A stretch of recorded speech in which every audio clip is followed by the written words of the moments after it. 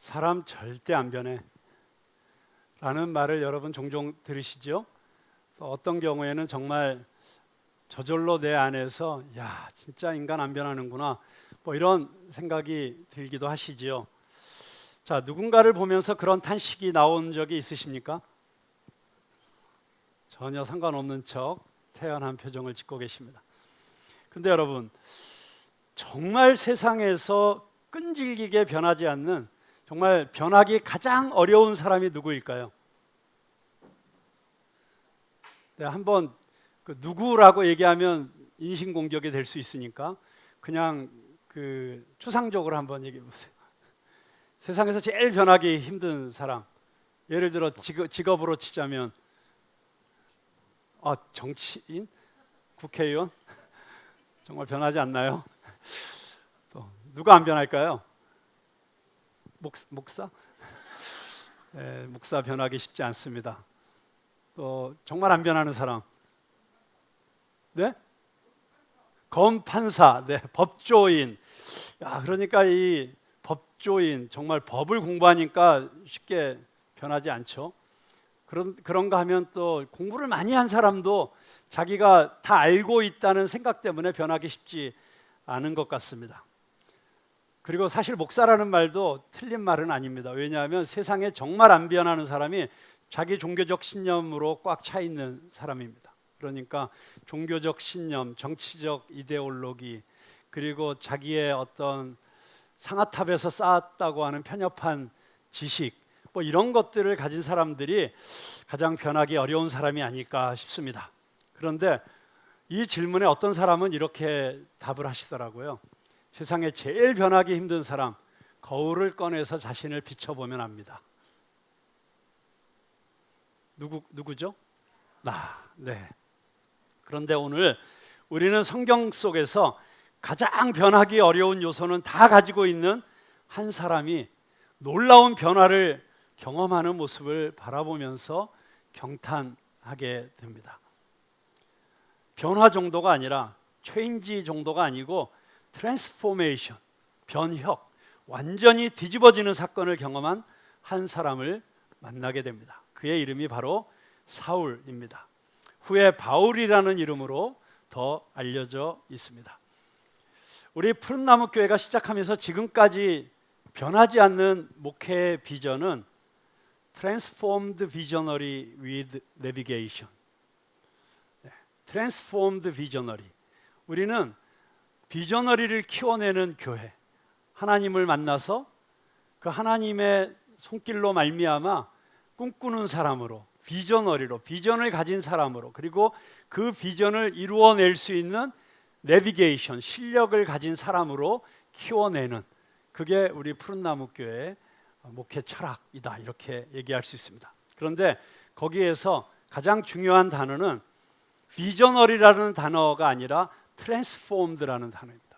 트랜스포메이션을 경험한 사람, 그냥 세상에서 가지고 있던 꿈, 세상의 가치관, 세상의 욕심, 이런 것들을 그대로 가지고 그것을 더 크게 이루고자 오히려 신앙도 하나님도 이용하고자 하는 그런 사람이 아니라 정말 완전히 변화되어서 내 것을 다 내려놓고 나는 죽고 예수 그리스도가 내 안에 삶으로 말미암아 이제는 나의 꿈이 아니라 하나님 나라의 꿈, 예수 그리스도의 꿈을 나의 비전으로 받아들이는 사람들, 바로 그런 사람들이 푸른나무인 줄로 믿습니다. 그렇기 때문에 우리는 이 바울의 변화에 특별히 주목하기를 원합니다. 어떻게 하면 바울처럼 이렇게 근본적인 변화, 아니 변화가 아니라 변혁, 완전히 우리 사투리로 얘기하면 완전히 디비지는 경험을 하는 그런 변화를 우리도 경험할 수 있을까? 사도행전 9장은 그의 변화를 가능하게 하는 인생의 결정적인 만남들을 우리에게 보여주고 있습니다. 첫 번째 만남은 1절부터 9절까지에 기록되어 있는 당연히, 하마터면 당근이라고 할 뻔했어요. 당연히 예수 그리스도와의 만남입니다. 그런데 그 예수님은 어떤 예수님인가? 역사 속에 한때 존재했었던 예수님이 아니라 지금 살아계신 부활하신 예수님입니다.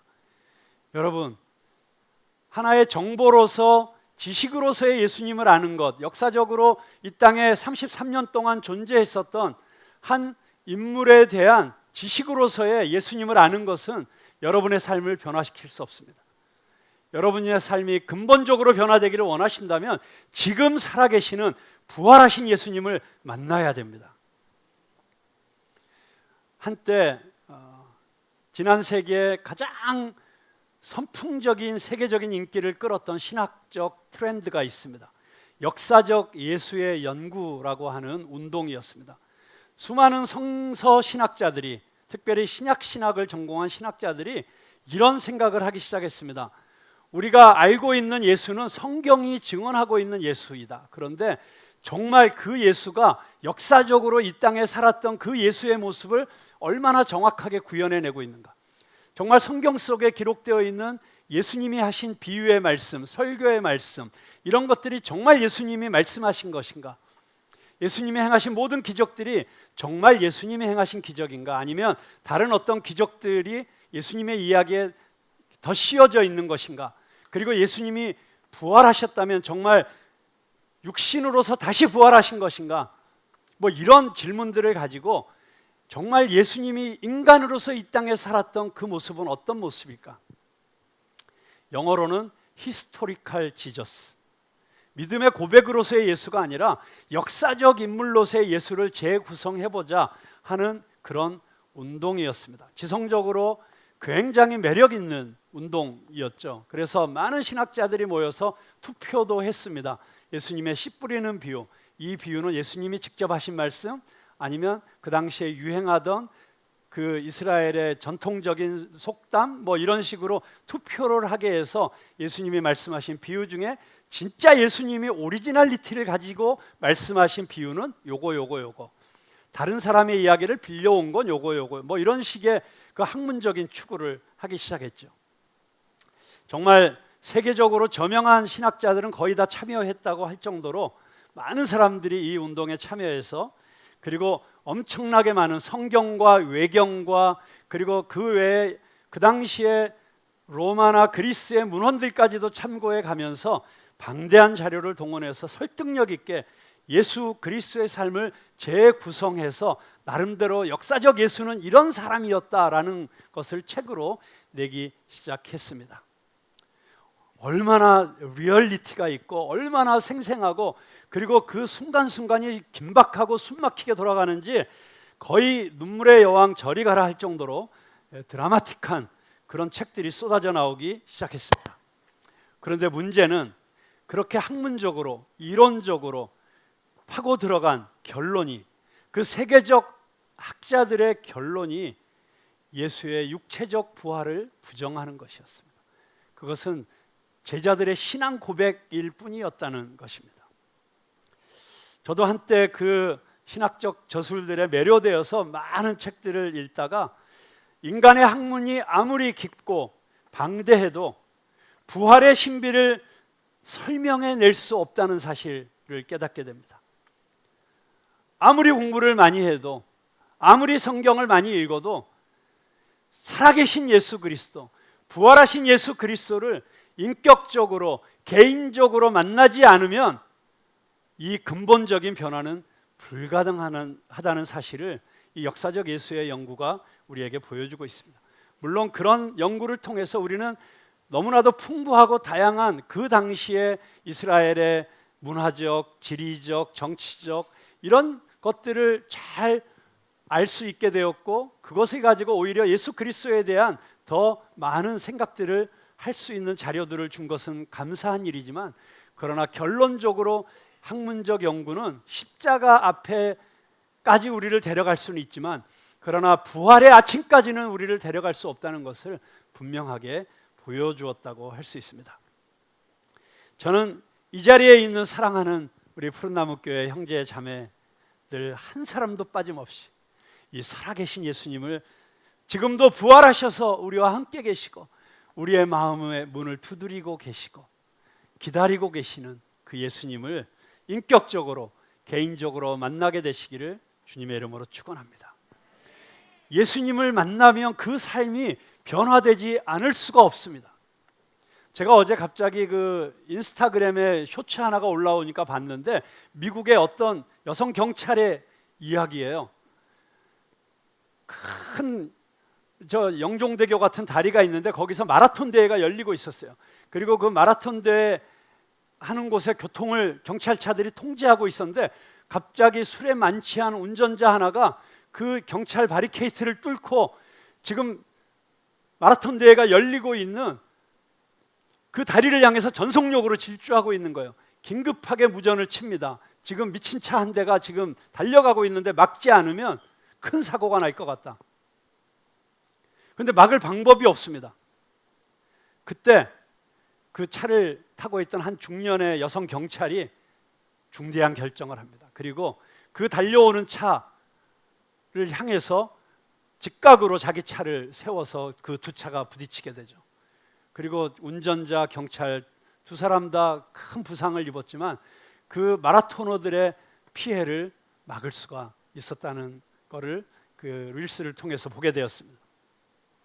자, 여러분, 전속력으로 달리는 차 한 대를 막아서 충돌을 한다면 그 영향이 아무리 탄탄한 차라고 해도 없을 수가 없겠죠.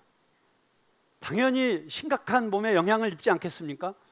근데 여러분, 차 한 대가 전속력으로 와서 부딪혀도 우리에게 그런 영향을 줄 수가 있는 게 당연하다면 어떻게 그런 차, 아니 컨테이너 트럭, 아니 전보 비행기하고도 비교할 수 없는 어마어마한 존재이신 예수 그리스도가 우리의 삶에 와서 부딪혔는데 우리가 아무런 변화도 없이 아무런 충격도 없이 그냥 지나칠 수 있다?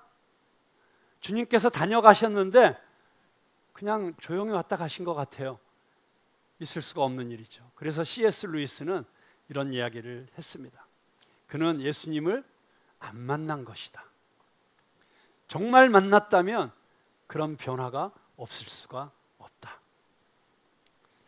제가 너무 좋아하는 찬송가 가운데 이런 찬송이 있습니다. 주 예수 내 마음에 들어와 계신 후 변하여 새 사람 되고 내가 늘 바라던 참빛을 찾음도 주 예수 내 마음에 오심 주 예수 내 마음에 오심 주 예수 내 마음에 오심 눈 밀듯 내 마음에 기쁨이 넘침은 주 예수 내 마음에 오심. 여러분, 이 주님이 내 마음에 오신 이후에 일어난 그 변화를 이야기하실 수 있으십니까? 주 예수 내 마음에 들어와 계신 후 망령된 행실을 끊고 머리털보다도 더 많던 내 죄가 눈보다 더 희어졌네. 주 예수 내 맘에 오심 주 예수 내 맘에 오심 물밀듯 내 맘에 기쁨이 넘침은 주 예수 내 맘에 오심. 그렇습니다. 내 맘의 소망을 든든히 가짐은 주 예수 내 맘에 오심. 의심의 구름이 사라져버림도 주 예수 내 맘에 오심. 사망의 음침한 골짜기 가다가 밝은 빛 호련히 보고 저 멀리 하늘문 환하게 보임도 주 예수 내 맘에 오심. 나 이제 천성에 올라가 살기는 주 예수 내 맘에 오심. 천성을 향하여 내가 곧 가리니 그 기쁨 비길 데 없네. 여러분, 이 기쁨이 여러분 마음속에 충만하십니까? 비록 사망의 음침한 골짜기를 걸어가는 것 같은 광야의 길을 가고 있다고 할지라도 내 마음에 물밀듯 기쁨이 넘치는 이 예수 그리스도가 내 마음에 오셔서 주시는 이 놀라운 변화의 선물을 여러분들이 누리며 살아가시게 되기를 주님의 이름으로 축복합니다. 자, 이렇게 예수님을 만나서 사도 바울의 결정적인 변화의 터닝 포인트가 시작이 되었습니다. 그런데 여기서 끝이 아닙니다. 두 번째 만남이 기다리고 있었습니다. 그 만남은 아나니아와의 만남입니다. 근데 여러분, 아나니아의 이름의 뜻이 아주 상징적입니다. The Lord is gracious. 영어로 말하면 그렇습니다. 주님은 은혜로우시다. 주님은 자비로우시다. 여러분, 아나니아의 이름의 뜻이 은혜라는 뜻이에요. 은혜. 여러분, 사람이 변하려면 무엇이 가장 필요합니까? 은혜가 필요합니다. 은혜의 터치. 예수님을 만나기 전에 사울이 얼마나 마음이 강팍한 사람이었습니까? 얼마나 완고한 사람이었습니까? 얼마나 악독한 사람이었습니까? 얼마나 고집이 센 사람이었습니까? 얼마나 교만한 사람이었습니까? 한마디로 말하면 자아가 충만한 사람입니다. 여러분, 자아가 충만한 사람은 남들 같으면 웬만하면 변화될 상황에서도 안 변하고 오히려 자아를 더 단단하게 만드는 것을 볼 수가 있습니다. 그런데 이 사도 바울은 워낙 잘 나가기도 했으니까 다른 사람의 도움 따위는 필요가 없었을 것입니다. 그런 사울이 한순간에 아주 무기력한 신세가 되었습니다. 앞이 보이지 않아서 누군가의 도움이 없이는 한 발자국도 움직일 수 없었습니다. 그런데 상상치도 못한 도움이 자기가 잡아다가 옥에 가두려고 한, 심지어는 고문하고 죽이려고 했던 그리스도인들로부터 오기 시작합니다. 이 이해할 수 없는 환대, 이 이해할 수 없는 사랑. 기도해서 멀었던 눈을 뜨게 해주고 3일 동안 먹지 못했는데 맛있는 음식을 대접해주고 자기들을 그렇게 미워했던 자신을 형제라고 부르며 안아주는 그 사랑, 그 환대. 내가 무엇이기에 나 같은 놈을 왜? 예수님을 만나서 삶의 극적인 터닝 포인트를 경험한 사울에게 처음 나타난 하나님의 사람의 이름이 은혜라고 하는 사실은 하나님이 얼마나 은혜로우신가, 하나님이 얼마나 자비로우신 분이신가를 상징적으로 보여주는 사건이라고 할 수 있겠습니다. 뿐만 아니라 사울이 앞으로 어떤 삶을 살아가게 될지를 보여주는 계시와도 같은 만남이라고 생각합니다. 사도행전 9장 15절에 보면 하나님께서 사도 바울을 택하신 이유를 이렇게 이야기하고 있습니다. 주께서 이르시되 가라, 이 사람은 내 이름을 이방인과 임금들과 이스라엘 자손들에게 전하기 위하여 택한 나의 그릇이라. 여러분, 이 15절의 말씀은 바울의 삶과 바울의 사역을 한마디로 요약한 것 같은 성경 말씀입니다. 그런데 어떻게 이런 삶을 살게 되었습니까? 이방인들과 임금들, 요즘 말로 말하면 대통령들, 총리들이겠죠. 그리고 이스라엘 자손들, 그렇게 예수님을 거절하고 예수님을 십자가에 못 박기까지 한 유대인들에게 복음을 전하기 위해서 내가 택한 그릇이다. 이 모든 삶을 살게 된 것이 은혜라고 하는 것입니다. 왜냐하면 이 말씀에 보니까 바울이 하나님을 선택한 것이 아니고 하나님이 바울을 선택했다고 분명히 이야기하고 있습니다. 여러분, 내가 주님을 선택한 것이 아니고 주님께서 나를 먼저 선택한 줄로 믿으시기 바랍니다. 내가 하나님과 상관없이 내 마음대로 내 멋대로 살아가고 있을 때 그때 주님께서 이미 창세전부터 나를 선택하시고 하나님의 손바닥에 내 이름을 새기시고 날마다 들여다보시며 나를 기억하셨고, 그리고 때가 되었을 때 하나님의 방법으로 하나님의 사람들을 통해서 나를 찾아오셨고 나를 이 자리에 있게 만들어주신 것이 하나님의 주도적인 선택이었다고 하는 것입니다. 그래서 우리가 바울과 똑같이 고백할 수밖에 없는 것은 나의 나된 것은 다 하나님의 은혜로다, 고백할 수밖에 없는 것이죠. 여러분, 그런데 문제는 이것입니다.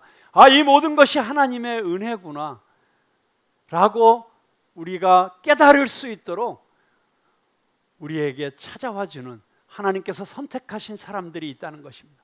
그 사람들을 만나는 곳이 바로 교회라고 하는 것입니다. 정원이라고 하는 것입니다. 그리고 이제 여성교회가 시작이 되고 남성교회가 시작이 되면 바로 그런 모임들을 통해서, 교회 안에서 만나는 교제들을 통해서 바로 이 하나님의 사랑, 하나님의 은혜가 어떤 것인지를 서로 깨닫게 해주는 도구들이 되어야 된다고 하는 것입니다. 여러분, 내가 교회에 와서 만나는 사람이 나를 통해서 세상에서 얻는 다른 것을 얻는 것이 아니라 어떤 존재가 내게 다가올지라도 이 교회 안에서 내가 오늘 만나는 형제와 자매에게 내가 하나님의 은혜, 하나님의 사랑, 하나님의 얼마나 사랑이 많으신 분인지, 하나님의 은혜가 얼마나 놀라운 것인지를 그에게 경험시켜주는 통로가 되시는 오늘 하루가 되시기를 주님의 이름으로 축복합니다. 주께서 사랑하시는 형제들아, 데살로니가후서 2장 13절 말씀입니다. 우리가 항상 너희에 관하여 마땅히 하나님께 감사할 것은 하나님이 처음부터 너희를 택하사 성령의 거룩하게 하심과 진리를 믿음으로 구원을 받게 하심이니. 그렇습니다. 사도 바울뿐만 아니라 사도 바울은 데살로니가 교회에게 편지하면서 내가 너희를 생각할 때마다 마땅히 하나님께 감사할 것은 하나님께서 처음부터 너희를 택하셨다고 하는 것입니다. 제가 우리 푸른나무 교회를 생각할 때마다, 우리 푸른나무 교회 성도들을 한 사람 한 사람 생각할 때마다 하나님께 감사할 수밖에 없는 것은 지금 여러분의 모습이 어떠하든지 상관없이 하나님께서는 창세전부터 여러분을 위하여 놀라운 계획을 가지고 계시고 여러분을 위하여 놀라운 계획을 가지실 뿐만 아니라 지금 그 계획을 이루시기 위해서 일하시고 계신다는 것입니다. 믿으십니까? 여러분, 그래서 그 하나님의 은혜 때문에 바울은 하나님이 사용하시는 그릇이 되었습니다. 내가 택한 그릇이다. 우리 옆에 있는 분들에게 그렇게 선포해 주시겠습니다. 당신은 하나님이 택하신 그릇입니다. 자, 그런데 어떤 그릇일까요? 금그릇, 은그릇, 동그릇, 나무그릇. 다시 한번 선포해 주시겠습니다. 당신은 하나님이, 자, 서로 선포해 보세요. 당신은 하나님이 택하신,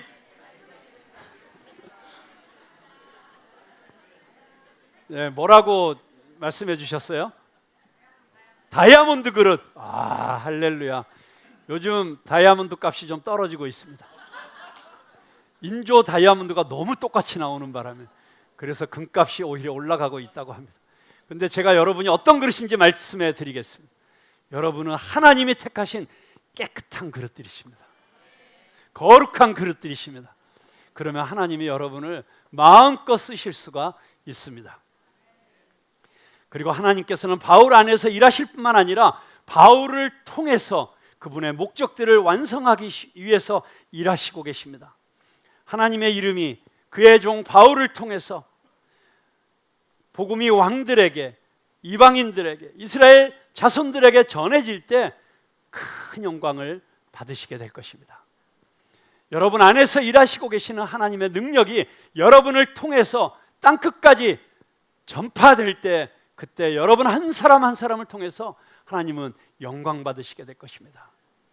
저는 이번에 이디오피아에 가서 정말 우리 푸른나무 교회 성도들이 어떤 삶을 살아야 되는지, 그리고 푸른나무 교회에 모여든 이 귀한 하나님의 사람들을 목회하는 저는 어떤 목사가 되어야 되는지를 정말 절절하게 느끼고 왔다고 감히 그렇게 고백하고 싶습니다. 정말 우리 신미식 작가님 보면 참 엉뚱하잖아요. 나이가 60이 되도록 하나님이 주신 소명 때문에 결혼은 나에게 사치한 것이다 생각하고, 그렇다고 지금 싱글로 결정하시라는 말이 아니고, 그분은 그 사명이 너무 귀해서 나 같은 삶을 살려면 결혼은 나에게는 사치다 생각하고 지금도 60이 넘도록 가진 것 하나 없이 돈을 버는 족족 다 아프리카에다 갖다 쏟아붓고 있더라고요. 이번에 처음으로 같이 가보니까 왜 아프리카에 가서 그렇게 돈을 많이 쓰는지를 알게 되었어요. 이번에도 인사동에서 전시회를 했는데 사진이 많이 팔렸어요. 얼마라고 제가 밝힐 수는 없지만 정말 몇 천의 수입이 생겼습니다. 그런데 갔더니 물 쓰듯이 정말 그 돈을 쓰고 다니는 것을 보았습니다. 근데 누구를 위해서 씁니까? 정말 우리 돈으로 1,000원 주면은 오늘 하루 정말 운수 좋은 날 너무 좋아갖고 막 펄쩍펄쩍 뛰는 그런 노동자들에게, 그리고 정말 하루에 1,000원을 벌지 못해서 밥을 먹지 못하는 아이들을 볼 때마다, 그리고 이 부모가 다 돌아가시고 먼 친척 집에 맡겨졌는데 그 아이가 그곳에서 너무 학대를 받으면서 자라서 죽으려고 몇십 번이나 스스로 몸에 자해를 한 그 아이를 보고 불쌍해서 그 아이를 건져내서 집을 마련해주고 가구를 해주는데, 글쎄 4칸짜리 집을 하나 얻어주는데 월세가 20만 원이더라고요. 그 20만 원에 그 아이에게 완전히 새로운 삶을, 그 아이를 돌볼 부모까지 붙여가지고 새 삶을 만들어주고, 이런 일을 하면서 너무 행복해하면서 살고 있는 거예요. 꼭 우리가 다 똑같이 그런 삶을 살아야 된다는 건 아닙니다. 꼭 우리가 다 아프리카를 가야 된다는 건 아닙니다. 중요한 것은 하나님께서 나를 보내신 우리 각자의 사명. 최춘선 할아버지가 팔복 시리즈를 통해서 우리에게 주신 말씀이 뭡니까? 사명은 각자 다 다를 수 있습니다. 우리 푸른나무 교회의 특징이 뭡니까? 정말 달라도 너무 다른 사람들이 이렇게 많이 모여 있다는 것입니다.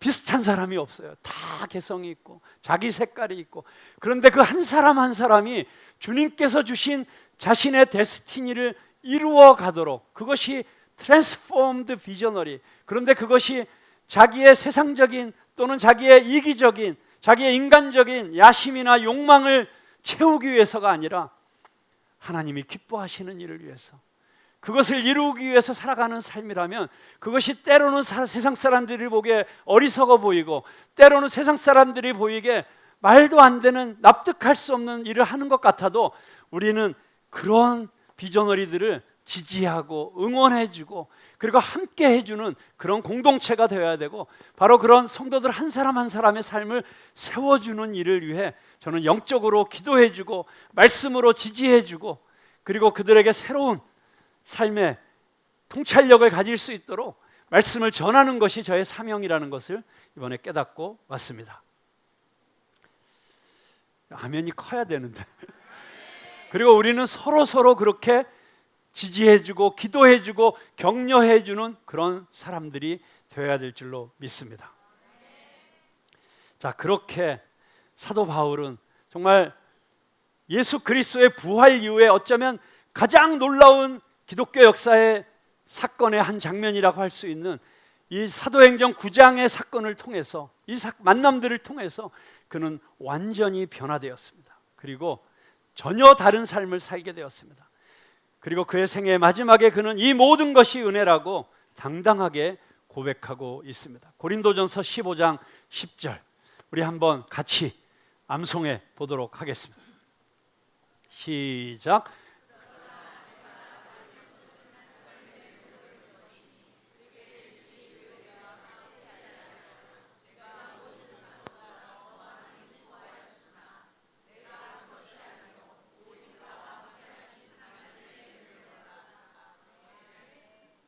할렐루야. 또 어떻게 다 외우셨어요? 여기 모니터에는 안 나오는데 여긴 나왔어요? 저만 못 보게 하고 최정열 목사님이 출익을 썼다고 생각을 합니다. 그렇습니다. 정말 우리 모두가 사도 바울과 같이 우리의 삶의 마지막 순간에 이런 고백을 할 수 있게 되길 바랍니다. 나의 나된 것은 다 하나님의 은혜다. 내가 누려왔던 모든 것들이, 내가 지나왔던 모든 순간이, 내가 걸어왔던 모든 순간이 당연한 것 아니라 은혜였소. 아침 해가 뜨고 저녁에 노을, 봄의 꽃향기와 가을의 열매, 변하는 계절의 모든 순간이 당연한 것 아니라 은혜였소. 내가 이 땅에 태어나 사는 것, 어린아이 시절과 지금까지 숨을 쉬며 살며 꿈을 꾸는 삶, 당연한 것 아니라 은혜였소.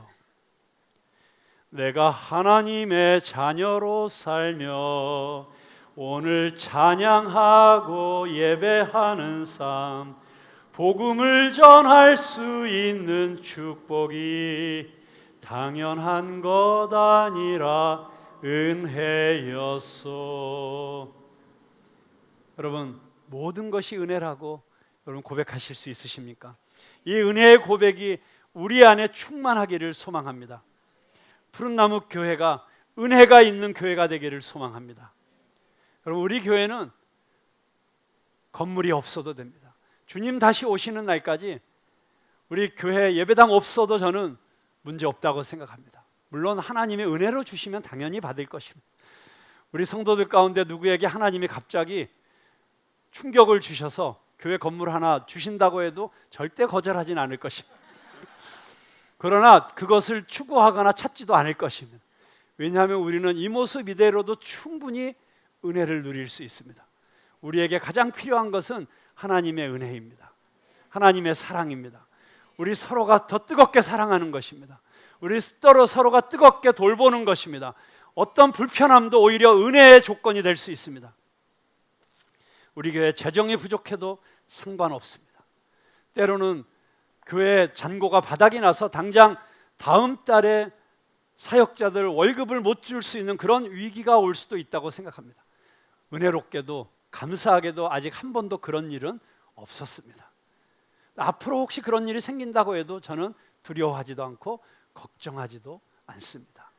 은혜만 있다면, 하나님의 사랑이 우리 교회 안에 충만하기만 하다면 오히려 그 어려움 가운데서 우리는 하나님이 일하시는 것을 보게 될 것이라고 믿습니다. 그래서 우리는 열심히 우리 안에 있는 재정을 하나님의 사랑과 은혜를 흘려보내는 일 가운데 더 열심히 사용하기로 작정합니다. 우리 오늘 여성교회가, 남성교회가 세워집니다. 여성교회와 남성교회가 해야 될 일은 열심히 선교를 위해서 펑펑 써대는 것입니다. 감동이 오는 대로 써대시기 바랍니다. 걱정하시는 분이 딱 2분 계시는 것 같습니다. 걱정하실 필요 없습니다. 자, 3번째 만남이 있습니다. 아나니아와의 만남 이후에 사도 바울에게 있어서 특별한 만남이 있습니다. 그런데 이 만남은 사랑과의 만남이 아니었습니다. 그런데 어쩌면 사랑과의 관계까지도 포함한 만남이었습니다. 그 만남은 바로 광야와의 만남입니다. 23절을 한번 보겠습니다. 23절 한번 같이 읽어보겠습니다. 시작.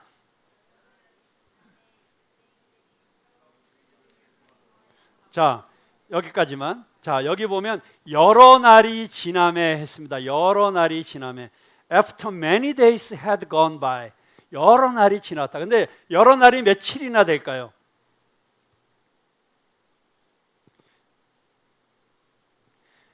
굉장히 긴 시간일 수 있습니다. 그 힌트를 우리는 갈라디아에서 발견하게 됩니다. 갈라디아서 1장 17절과 18절 한번 보도록 하겠습니다. 시작. 또 나보다 먼저 사도된 자들을 만나려고 예루살렘으로 가지 아니하고 아라비아로 갔다가 다시 다메섹으로 돌아갔노라.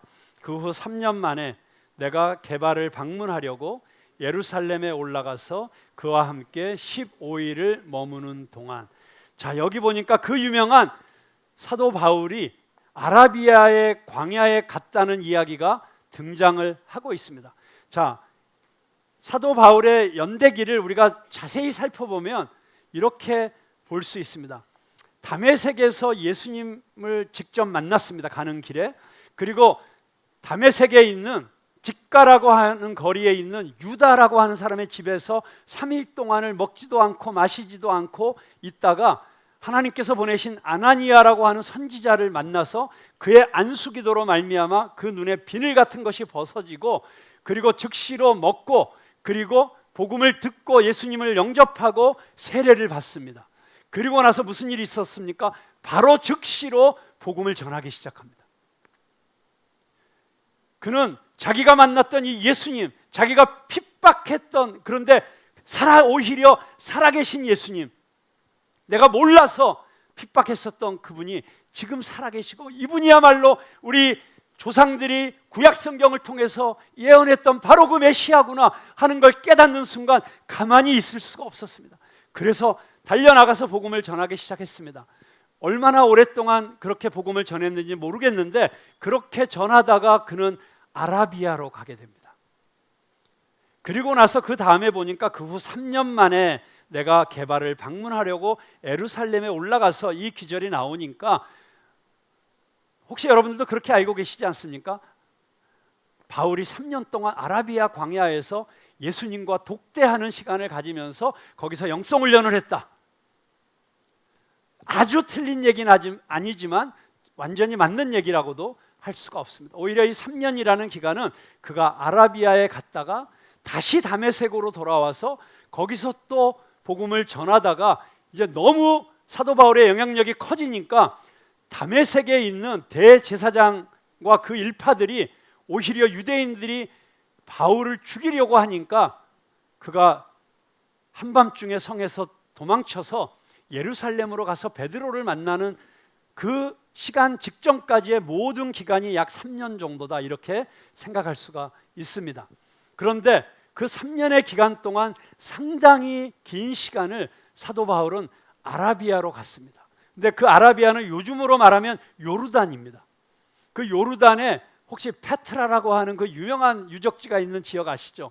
그 페트라로부터 시작해서 다메섹까지 그 당시에 헬라식으로, 그리스식으로 새롭게 건설된 신도시들이 있었어요. 그 신도시가 10개였습니다. 그래서 데카폴리스, 데카라는 것은 헬라어로 열이라는 뜻이고 폴리스는 도시라는 뜻입니다. 10개의 도시, 그게 성경에 기록되어 있는 데가볼리입니다. 그러니까 데가볼리는 한 도시를 말하는 것이 아니고 그 요르단 인근에 퍼져 있었던 10개의 신도시를 말하는 것이었는데, 바로 그 10개의 신도시를 따라서 그 옆으로 아라비아 사막이 있었다고 하는 것이죠. 그러면 우리는 마땅히, 특별히 요즘에 이 성서신학자들의 연구의 결과에 의하면 이렇게 추론해 볼 수가 있습니다. 사도 바울은 다메섹에서 예수님을 만나고, 그리고 다메섹에 있었던 먼저 그리스도인 된 형제들을 통해서 제자훈련을 먼저 받았어요. 그런데 그것만으로는 충분하지 않았습니다. 사도 바울에겐 더 큰 사명이 있었어요. 그래서 성령께서 그를 아라비아 사막으로 인도했고, 아라비아 사막에서 그냥 면벽 수도하고 참선하고 이랬었던 게 아니라 어디 기도원에 들어가서 3년 동안 기도만 하다 나온 이게 아니었고, 오히려 사도 바울은 왔다 갔다 하는, 그래서 어떻게 보면 요즘 예수전도단이라는 선교단체에서 제자훈련하는 것과 비슷한 훈련을 받은 거예요. 3개월 동안 말씀 훈련하고 3개월 동안 현장에 가서 선교 실습을 하고, 다시 또 3개월 동안 가서 수업을 하고, 다시 또 3개월 동안 가서 현장을 오고 가는, 아마 이런 모습으로 바울이 그 3년의 시간을 보냈을 것이라고 생각할 수 있습니다. 왜냐하면 사도 바울이 만약에 우리가 보통 생각하는 것처럼 3년 동안 광야에 가만히 어디 동굴 속에 들어가 갖고 수도 생활만 했다, 성경 공부만 했다, 이러면 왜 유대인들이 바울을 잡아 죽이려고 했겠어요? 바울이 계속해서 가만히 있지 않고 복음을 전하고 다니고 그 전도의 영향력 때문에 너무 많은 사람들이 예수를 믿게 되니까, 그래서 요주의 인물이 돼가지고 잡아 죽이려고 한 것이죠. 자, 그런데 사도 바울이 그 아라비아 사막과 데가볼리 지역을 왔다 갔다 하면서 선교 훈련을 받고 있었다라고 하는 것이 어떤 의미가 있느냐? 마태복음과 마가복음에 보니까 예수님께서 이미 그 데가볼리 지역을 다니시면서 많은 기적을 행하시고 많은 치유를 행하신 것을 보게 됩니다. 그리고 천국 복음을 가르치신 것이 복음서에 나와 있어요. 여러분, 그렇다면 이 훈련은 어떤 훈련이었을까요? 사도 바울은 자기가 예수님이 이 땅에 계실 때는 한 번도 만나지 못했던 그 예수님이 직접 다니시면서 전도하셨던 그 현장들을 찾아다닌 거예요. 그리고 거기에서 예수님의 말씀을 듣고 그 복음의 씨앗이 뿌려져 있던 사람들을 통해서 예수님께서 우리 마을에 오셔서 이런 말씀을 하셨어요. 예수님께서 오셔서 이 사람을 고쳐주셨어요. 자 보세요, 전에는 안진뱅이였는데 지금은 뛰어다니고 있잖아요. 뭐 그런 기적의 현장들을 보면서, 그리고 그런 말씀들을 듣고 그 사람들을 만나고 돌아와서 다시 기도하면서 성령의 충만한 가운데 이것이 어떤 의미를 가지고 있는지, 그리고 이 복음이 어떤 하나님의 역사가 일어나고 있는 일인지를 그는 듣게 되고 공부하게 된 것입니다. 이 3년의 훈련이 필요했던 거예요. 여러분, 그렇습니다. 여러분 한 분 한 분이 변화받고 하나님의 사명자로서, 비저너리로서 살아가기 위해서는 바로 이 훈련의 시간이 필요한 거예요. 말씀의 훈련이 필요하고, 근데 단지 교회에서 예배만 드리고 끝나는 게 아닙니다. 여러분, 교회 10년, 20년 다녀도 진짜 와서 예배만 드리다 가는 분들도 많더라고요. 오히려 교회 처음 나오신 분들이 전도도 더 잘해요. 그러니까 우리 선배 목사님들은 그런 말씀하세요. 묵은 닭은 알을 못 낳는 법이요. 여러분이 정말 전도의 열매 한번 못 맺고 그냥 묵은 닭 돼서 폐기 처분은 안 당하시겠죠. 천국 가실 거니까. 그렇지만 얼마나 주님 앞에 가서 부끄러운 일입니까? 근데 여러분들이 예수님을 만났다면 그 예수님의 복음을 힘있게 여러분의 일터에서, 여러분의 가정에서 친척들에게, 친구들에게 전하기 위해서는 이 놀라운 선교의 현장이 필요한 것이고 훈련이 필요한 것입니다. 이 훈련은 단지 말씀 훈련만 아니고 지식적인 훈련만이 아니고 현장이 병행되는 훈련이었습니다. 또 열심히 봉사하고 열심히 구제만 하고 열심히 좋은 일만 하는 것만으로서 끝나서는 안 됩니다. 아라비아 광야가 함께 있어야 되는 것이죠. 그래서 데가볼리와 아라비아 광야가 함께 있는 이 3년간의 훈련이 사도 바울을 그렇게 역사상 가장 위대한 전도자와 선교사로 만들어낼 수 있었다고 하는 것입니다. 저는 여러분들이 이 훈련의 과정 가운데 함께 하실 수 있게 되기를 바랍니다. 그래서 이 훈련을 통해서 사도 바울에게는 오히려 예수님과 3년 동안 직접 갈릴리 지역을 다니면서 제자 훈련을 받았던 다른 사도들보다도 더 놀라운 복음에 대한 총체적인 이해, 그리고 복음으로 새롭게 빚어진 그의 삶이 나타나기 시작한 것입니다. 여러분 잘 보세요. 아나니아의 안수기도를 통해서 그 은혜의 터치, 그 사랑의 터치, 그 성령의 터치를 통해서 그의 눈에서 비늘이 벗겨졌어요. 그것은 그의 과거가 이제 완전히 죽었다는 것을 뜻하는 것입니다. 그가 지금까지 보았던 그의 세계관은 선글라스라고 하지 않습니까? 이 선글라스를 통해서 세계를 해석하는 것이죠. 그런데 그가 안경을 바꿔 끼게 된 거예요. 색깔이 다른 안경으로 하나님 나라의 선글라스를 끼게 된 것이죠. 새로운 시각으로 보게 된 것입니다. 새로운 해석을 할 수 있게 된 것입니다. 여러분 그렇습니다. 우리 눈에서 비늘이 벗겨져야 됩니다. 우리의 눈을 가리고 있던 세상적인 생각, 내 이기적인 생각, 세상의 문화로 가려져 있는 내 생각들, 이 시야가 벗겨져야 합니다. 그런데 벗겨지는 것으로 끝나서는 안 됩니다. 이제는 내가 새로운 시각을 가질 수 있어야 됩니다. 나에게 일어나는 일도, 이 세상에 일어나는 일도, 지금 역사 가운데 진행되고 있는 일들도 바라보면서 복음적으로 읽고 해석하고 판단하고 예측할 수 있는 그런 능력을 키워야 된다는 것입니다. AI 시대가 도래하고 있습니다. 이 AI 시대, 우리 그리스도인들은 이것을 어떻게 복음적으로 바라봐야 될 것인지, 하나님 나라의 관점에서, 구속사의 관점에서 이 AI 시대가 오고 있다는 것은 무슨 의미인지, 이런 것들을 볼 수 있는 실력이 있어야 된다는 것입니다. 이번 주에 우리 CGN이라는 우리 기독교 TV에서 AI 시대의 멀티미디어라고 하는 주제를 가지고 컨퍼런스를 하는데 저희 교회 우리 김도균 집사가 강사로 나가게 되었습니다. 얼마나 제가 뿌듯하고 자랑스러운지 모르겠습니다. 여러분 위에서 기도해 주시기 바랍니다. 우리 성도들 한 사람 한 사람이 자기의 전문적인 분야에서, 자기의 일터에서 이런 복음적인 시각을 가지고 해석할 수 있는 능력을 가져야 된다고 하는 것입니다.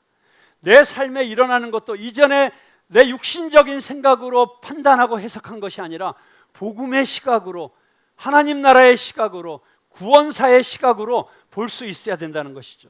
그렇게 보게 되면 그 결론은 무엇입니까? 갈라디아서 2장 20절입니다. 함께 읽겠습니다. 내가 그리스도와 함께 십자가에 못 박혔나니 그런즉 이제는 내가 사는 것이 아니요 오직 내 안에 그리스도께서 사시는 것이라. 이제 내가 육체 가운데 사는 것은 나를 사랑하사 나를 위하여 자기 자신을 버리신 하나님의 아들을 믿는 믿음 안에서 사는 것이라. 아멘. 여러분 그렇습니다. 내 자아가 죽고 나는 죽고 상처받은 나는 죽어버리고 과거의 잘못된 교육, 잘못된 실수, 잘못된 친구들의 영향력, 잘못된 어떤 아픈 기억들, 이런 것들에 대해서는 죽어버리고 이제는 내 안에 사신 그리스도께서 나를 완전히 새롭게 만들어 주시는 새로운 피조물로 살아가는 저와 여러분이 되시기를 주님의 이름으로 축복합니다.